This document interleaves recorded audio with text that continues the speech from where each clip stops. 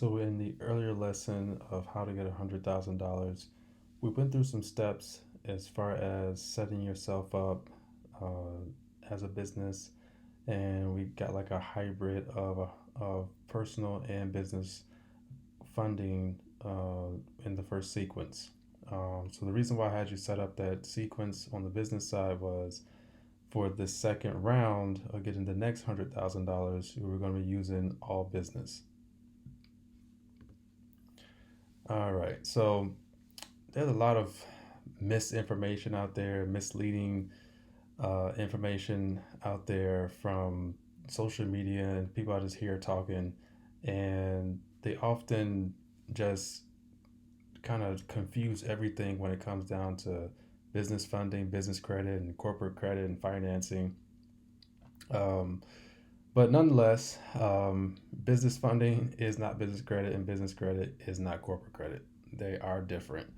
Um, Business funding, in short, is based upon your FICO, your personal credit. You're personally guaranteeing funding to be used for your business. Business credit, that is based on your paydex score, your business credit scores, and your business ability to pay its bills. And corporate credit is really more of a partnership between a lender and a corporation, and that is not based upon a Paydex or FICO. That's more so based on the financials of that business. All right, so uh, two of the main reasons why businesses fail is one because they run out of money or lack of funding, and then the second one is incorrect pricing or they just not making enough money in the business. So revenue versus profit. So revenue is the money generated from normal business operations. This is the gross that comes in, and then the profit is what you keep. Um, this is actually the best source for uh, keeping your business open is knowing like how to bring in revenue and how to maximize your profits. We can take the example of something as simple as a cupcake, and you can figure out, hey, you know what, I'm pretty good at baking cupcakes, and you want to go into business. And you start selling individual cupcakes and things are going well and you decide to go open up a business and because you feel like, hey, I got something.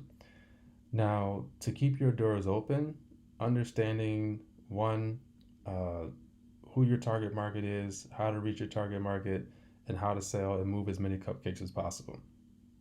um, Multiple streams of income in your business is going to be the lifeline of your business. You can get funding, and but if your product isn't selling, if you're not profitable, then you're not going to be able to pay back or turn that funding into more income streams or grow your income or grow profits and revenue. Um, so we can start here. So an individual cupcake is one stream of income. Then you can expand to another stream of income, going into doing special events, doing catering, different things like that. Then you can go into creating a digital product, such as some type of ebook about the cupcake business, how to make cupcakes, how to, get the best taste or the best look, or how to decorate a cupcake. Um, you can do baking classes. You can even do like I've seen things where people may go on a date and they'll go to like a pasta making class or something like that, or a dance class. So you can advertise a baking class for couples for a date, like a romantic date night. Have a nice little scenery for them. Um, you can also do work with culinary art students.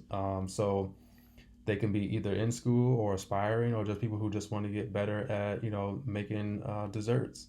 You can do virtual master classes on making desserts or making cupcakes or even running a cupcake business. um, Branding, like branding baking supplies and baking kits. So this is something that people can just buy a recipe from you, buy a kit, and go home and do it themselves. Or they can buy the kit and come to the class. um, but this is another thing. You can also source suppliers for the the pans or the spatulas and things like that. Also the different ingredients. Put your brand on it and sell that. You can do cupcake vending machine. You can partner with another, vending business and to get your cupcakes in different places or to more distribution points for your cupcakes. So it'd be very important to understand like thinking outside of the box and multiplying the streams of income for your business to sustain your business. All right. So how to drive revenue for your business? Um, the two motivating factors of human behavior is pain and pleasure. Your income is in direct relation to the value you provide. So whatever your product or service is, understanding the need of the people, the need of your target market, and also understanding like what they want, like what they actually want to buy, and you can survey them or do your homework and market research to understand what that is, because you want to make sure that you're providing a service or a product not only that serves a need but also is something that people actually want. All right, so what are these motivating factors of pain? Like, where does pain come from? One is, what people lacked in the past. You could have grown up missing something. You have some type of pain or traumas from something that you did not get when you were young or something in the past. You can have the present. You can have certain values of things that you want or value now. People grow, people mature, people change, and there's different things that they look for in the present. And then also what people desire in the future. People have goals, dreams, ambitions, and they're looking for an outcome. They're looking for a result. So these three things, if you can serve these three things, um, you can actually help people to eliminate the things that pains them or things that they want to find solutions to, things they want to get away from. Um, how do you raise your value? Well, you can study the potential of the market. You can solve a massive problem, serve the masses, and get paid faster. So study study the potential of the market. Okay, this market that I'm in, this product, this service, whatever I'm providing, what is the potential? What is the how much money are people making? What is the potential in this market? If I make music, what is the potential of me of people making music? If I sell cars, what is the potential of people selling cars? Like what is who's doing it the best that I can look at and say, you know what, um, you know, GM, Ford, Elon Musk, whoever it may be, like what is the potential of this market? Is it a $10,000 market cap? Is it a $10 million market cap? Is it a $10 billion market cap? What's the potential of the market? And then you want to solve a massive problem. So this is a problem that no matter if white, black, blue, brown, or purple, if you're young, old, woman, man, short, fat, skinny, you have this problem. This is a problem for you. And you want to be able to service as many people as possible. You want to serve the masses. The more the merrier. You don't want to have a blanket um, marketing message or a blanket product or a blanket service. You definitely want to home in on an issue or a problem or something that needs to be resolved. For example, let's say there's let's you can use COVID for it. For example, COVID was a massive problem. It doesn't matter who you was, people were catching COVID.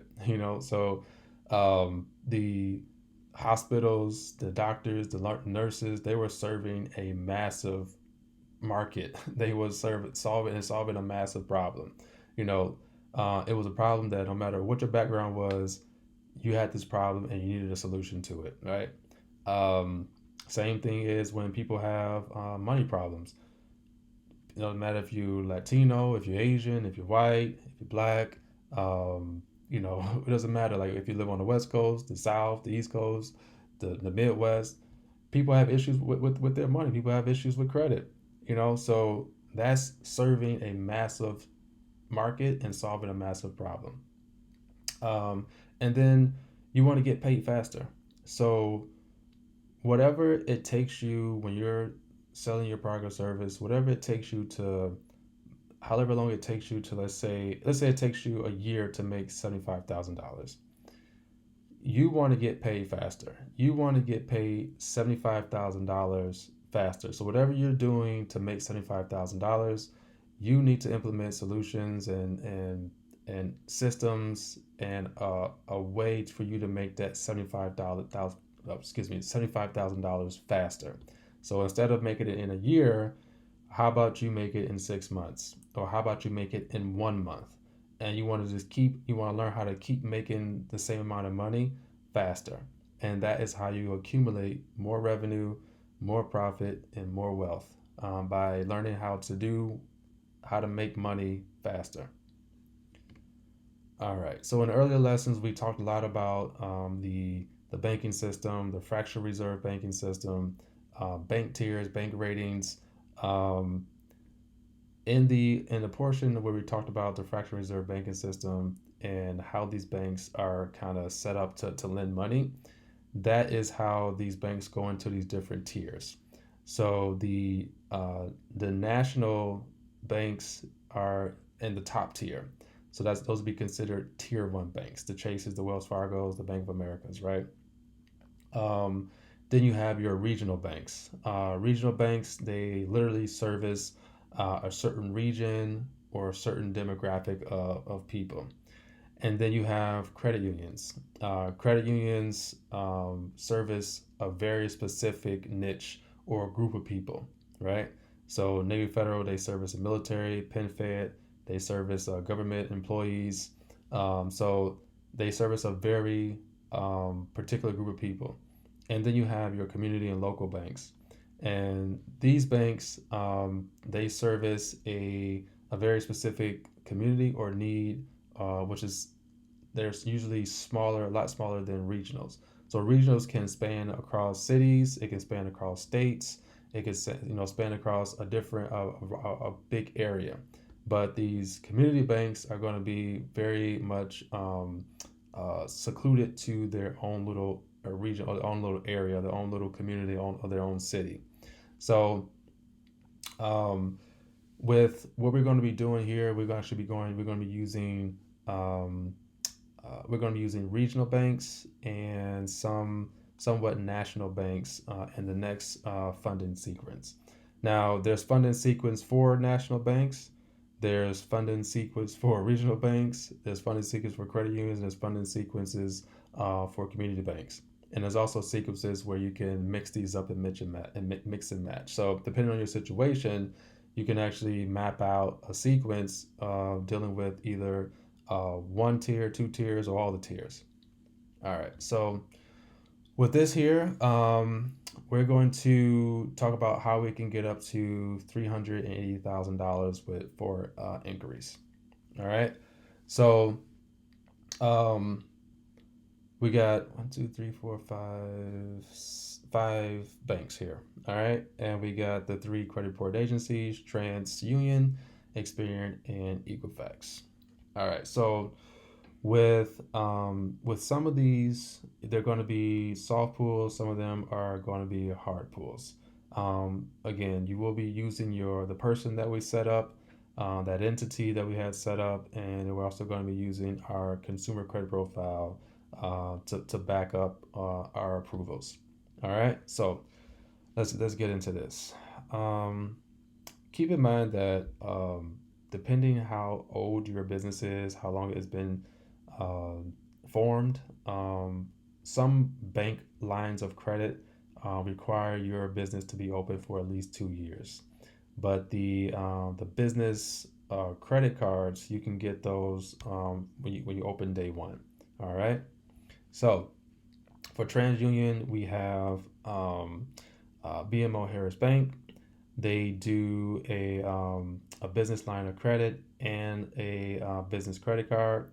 You can get both products with one inquiry, and those two products combined together will cap out at $50,000. All right, coming over to Experian, you have PNC Bank.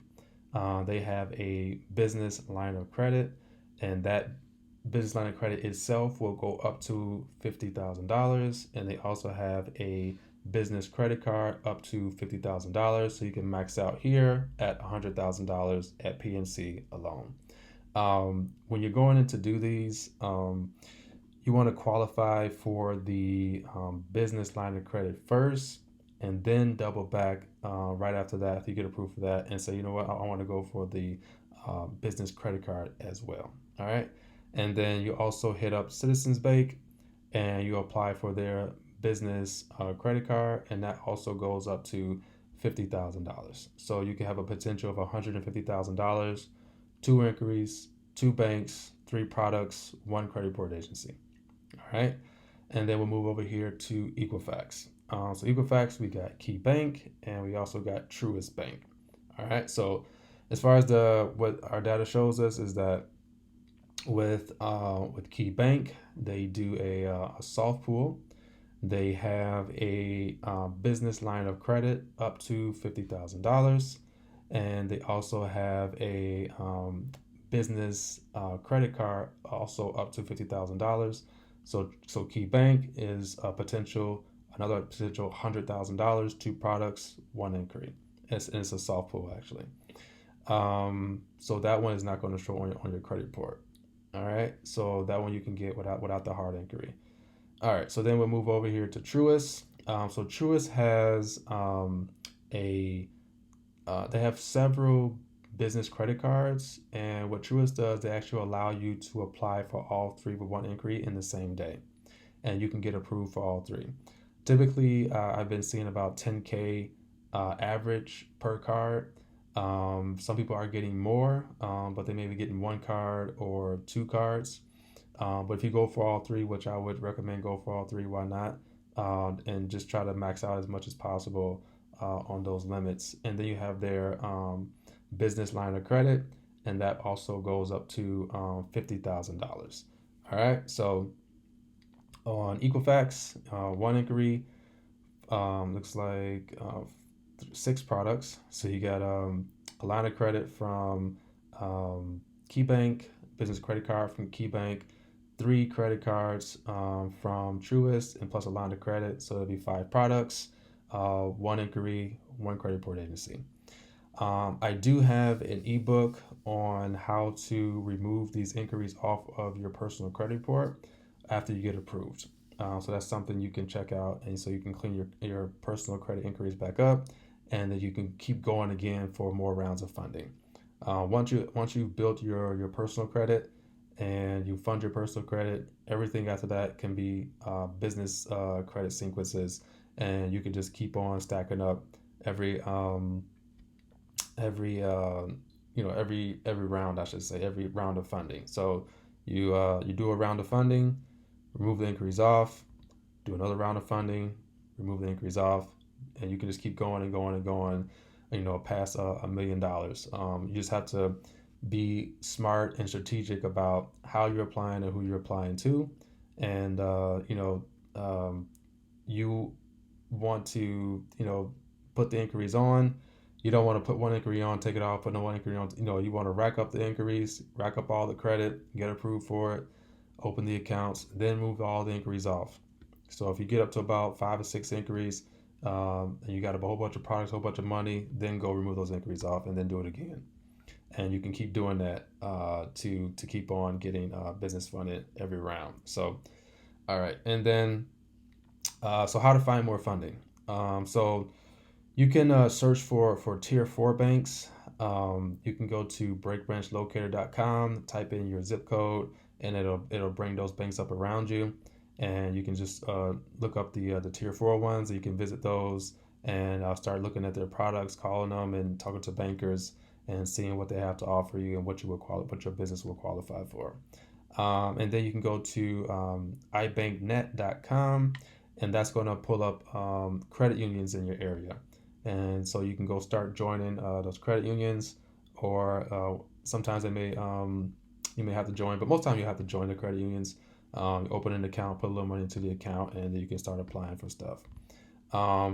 And then you got the SBAlenders.com. So SBAlenders.com is a pretty cool website because it lists all the banks in your state or in your area that the SBA works with, and that's important because the SBA uh, they select these banks or select these lenders because they are equipped with or they're able to work with small business owners and or new businesses to process their applications and get. So these guys have experience with working with new businesses and small businesses to process applications for credit cards, for credit loans, and lines of credit as well. So those are also some good resources there for you to find more banks and find more funding. All right, and then so these are some more funding options for you when it comes down to business funding and business credit. These are not going to be based upon your PAYDEX score. They do look at your personal credit to see like what type of interest rates and stuff like that they want to charge you. But this is mostly based upon the performance of like your profitability and your revenue. And so you have equipment financing. That's if you have like inventory, you have equipment and stuff like that you want to borrow against. You have merchant advance. So this is if you have like a merchant account and you have, credit card payments coming in on pretty much on a regular basis. Especially you have like subscription or reoccurring payments coming in, you can borrow against those. Receivable factoring, that's if you have whatever line of business that you in, especially sometimes like construction and stuff, you may be paid out at a 30-day or 60-day or 90-day time period. But in that time period, you may need, access to capital to do whatever that you need to do, right? So you can take those invoices or those outstanding invoices, and there's companies or lenders out there that will lend you money on those invoices. So they'll give you the money up front, and then when the invoices are paid, they'll just pay the lender back.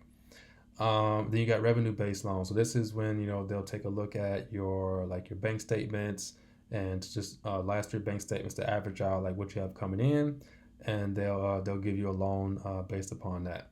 And then you have the SBA loan. So the SBA loan, you can go onto their website. They have plenty of different types of loans depending on like what you're trying to do and the state of what like as far as like how old your business is or what's the status of your business. All right, and that's it. We have reached the end. That is it. I appreciate everyone. I thank everyone. I pray that this has helped you all. That this has if you learned something from it, you'll be able to get something from it. You're able to make some money. You're able to raise some capital. You're able to change your situation, or at least start to change your situation from something that you picked up from this. And I ask that you hey, follow me on Instagram. Send me your comments. Send me your feedback. Send me your questions. Send me like requests as far as like master classes or things you want me to make more content on or go over or teach more on. I will be doing more classes on this. I want to be more of an educator now. I want to provide you guys the tools. I want to teach you all like everything that I know about this stuff so you can go do everything that I have done and everything and take everything I know how to do and take it to the next level. So I will be doing some things on, how to go from that 100K to a million. How to master credit repair and start a profitable credit repair business. How to buy and finance and cash flowing businesses. How to 100% finance real estate investment properties. How to use trust for real estate investing.